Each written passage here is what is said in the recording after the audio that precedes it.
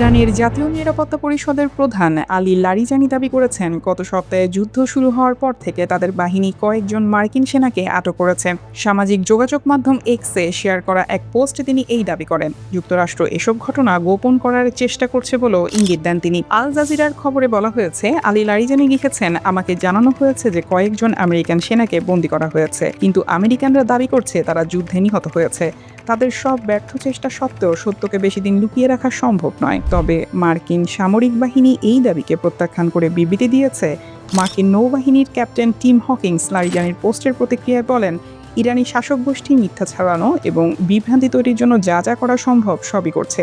এটি তার আরেকটি স্পষ্ট উদাহরণ। যুক্তরাষ্ট্রের সেন্ট্রাল কমান্ড বা সেন্টকমের এক মুখপাত্র আল জাজিরার কাছে একই কথা বলেছেন। তিনি বলেন, আমেরিকান সেনাদের আটক করার বিষয়ে ইরানি শাসক গোষ্ঠীর দাবি তাদের মিথ্যা ও প্রতারণার আরেকটি উদাহরণ।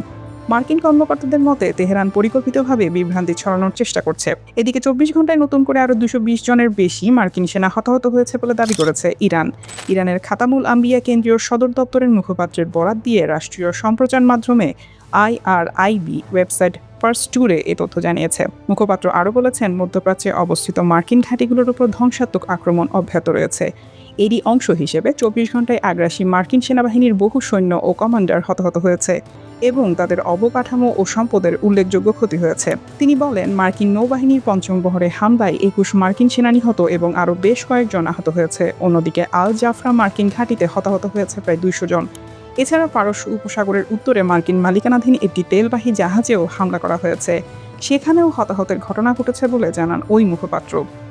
এদিকে ইরান আরও অন্তত 6 মাস তীব্র যুদ্ধ চালিয়ে যেতে সক্ষম বলে জানিয়েছে দেশটির ইসলামী বিপ্লবী গার্ড বাহিনী IRGC। ইরানের আধা সরকারি বার্তা সংস্থা ফার্স্ট নিউজ এজেন্সি জানায়, IRGCর মুখপাত্র আলী মোহাম্মদ নাইনি এক বিবৃতিতে বলেন, ইসলামী প্রজাতন্ত্র ইরানের সশস্ত্র বাহিনী বর্তমান গতির এই তীব্র যুদ্ধ অন্তত 6 মাস চালিয়ে যাওয়ার সক্ষমতা রাখে। AFPর প্রতিবেদনে বলা হয়েছে, নাইনির এই বক্তব্য সম্প্রতি মার্কিন প্রেসিডেন্ট ডোনাল্ড ট্রাম্পের মূল্যায়নের সম্পূর্ণ বিপরীত।